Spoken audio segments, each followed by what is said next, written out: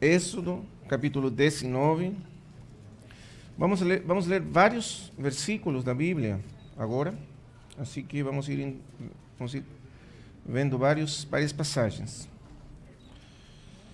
Primeiro vamos ler aí em Êxodo 19, versículos 5 e 6.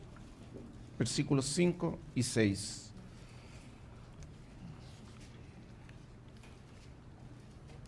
Vamos fazer mais uma oração ao Senhor antes de ler? Amado Pai Celestial, somos tão gratos por estarmos nesses dias juntos, reunidos no nome do Teu Filho Jesus Cristo, o Seu grande nome. E somos tão gratos também pela presença do Teu Espírito Santo entre nós. Porque Ele veio para nos conduzir a toda a verdade.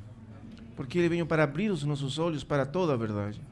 Para nos revelar a grandeza, a glória do Senhor Jesus Cristo. Então, que Ele possa vir a preparar o nosso coração para receber a Tua palavra. Que o nosso coração possa ser uma boa terra. Que possa receber a semente da Tua palavra e ela frutificar nos nossos corações. O Senhor nos ajuda, nos socorre poderosamente. Nós estamos aos Teus pés, como Maria, aos pés do Senhor Jesus Cristo. No nome do Teu amado Filho Jesus Cristo. Amém. Versículo 5, então. Agora, pois, se ouvirdes minha voz e guardares meu pacto, vós sereis meu especial tesouro sobre todos os povos, porque minha é toda a terra. Vós sereis para mim um reino de sacerdotes e povo santo. São estas as palavras que dirás aos filhos de Israel. Vamos ler mais um texto em 1 de Pedro, capítulo 2. Primeira carta do apóstolo Pedro, capítulo 2.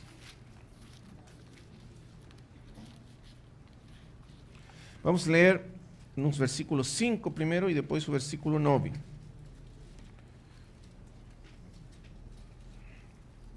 Primeira de Pedro 2, 5.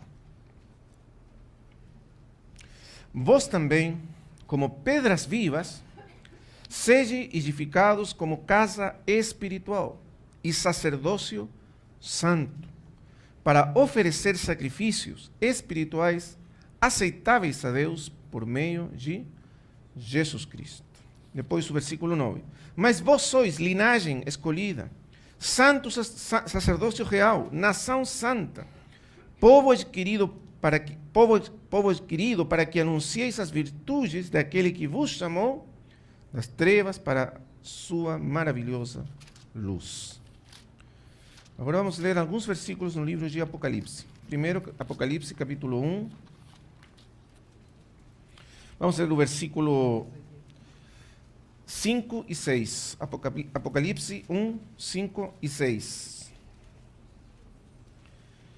E de Jesus Cristo, a testemunha fiel, o primogênito dos mortos e o soberano dos reis da terra, ao que nos amou e nos libertou de nossos pecados com seu sangue, e fez de nós um reino, sacerdotes para Deus e Pai.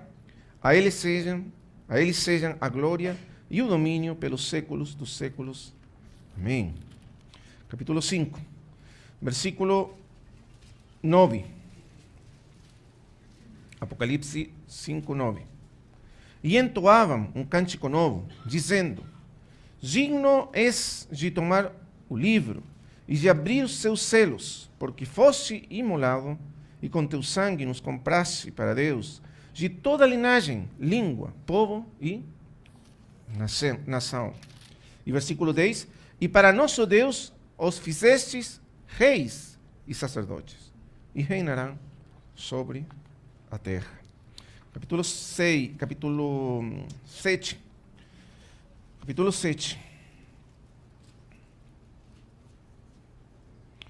E o versículo 14. 14. Eu lhe disse: Senhor, tu o sabes. E ele me disse: estes são os que vieram procedentes da grande tribulação e lavaram suas roupas e as embranqueceram no sangue do Cordeiro. Por isso estão diante do trono de Deus e lhe servem dia e noite em seu santuário. Aquele que está sentado no trono estenderá seu tabernáculo sobre eles. E, finalmente, vamos ler o capítulo 21.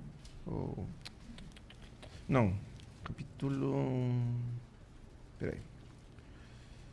22. Capítulo 22, versículo 3 e 4. Versículos 3 e 4. Capítulo 22. Não haverá mais maldição, e o trono de Deus e do Cordeiro estará nela, e seus servos o servirão. E verão seu rosto, e seu nome estará em suas testas. Até aí. Por enquanto.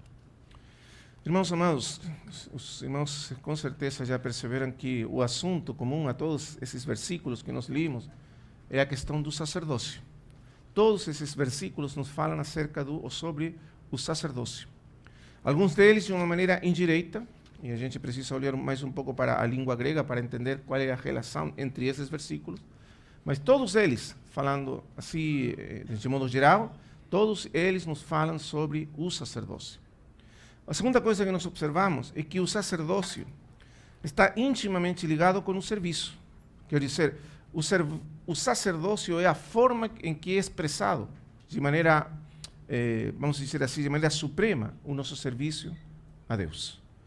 Nós fomos criados e somos chamados para sermos servos de Deus. Mas o serviço a Deus na Escritura toma a forma suprema do sacerdócio. Quer dizer, para que realmente possamos ser servos de Deus na Escritura, nós somos tornados ou feitos sacerdotes de Deus. Então, o sacerdócio tem a ver intimamente com o serviço. É a maneira em que nós somos chamados para servir Deus. Agora, o primeiro versículo que nós limos aí em Êxodo nos fala sobre o chamamento de Israel. E aí temos a primeira conexão com o segundo ponto que é importante destacar nesses versículos, que é a íntima relação que existe, o vínculo que existe entre a redenção e o sacerdócio. Você vai ver em todos esses textos que o sacerdócio está intimamente ligado com a redenção. Na verdade, o fundamento do sacerdócio é a redenção. Por exemplo, você viu aquele primeiro versículo de Apocalipse, capítulo 1, versículo 5. Diz, ele nos lavou com o seu sangue e nos fez um reino de sacerdotes, ou reis e sacerdotes. Então, você vê, ele nos lavou com seu sangue, ele nos redimiu e então nos fez sacerdotes, um reino de sacerdotes. Em outras palavras, ele nos resgatou, ele nos redimiu, ele nos salvou para quê? Para sermos um reino de sacerdotes. Esse é o seu propósito. Veja o capítulo 5, que nós já limos, novamente a mesma ideia. Vamos voltar aí, capítulo 5.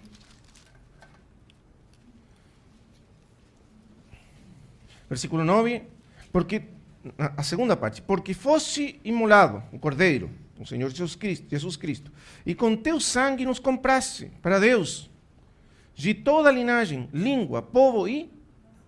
Ele nos comprou, nos redimiu, nos resgatou. Para o quê? Para nosso Deus, e para nosso Deus os fizeste reis e sacerdotes. Então ele redimiu esse povo para ele, a igreja, para quê?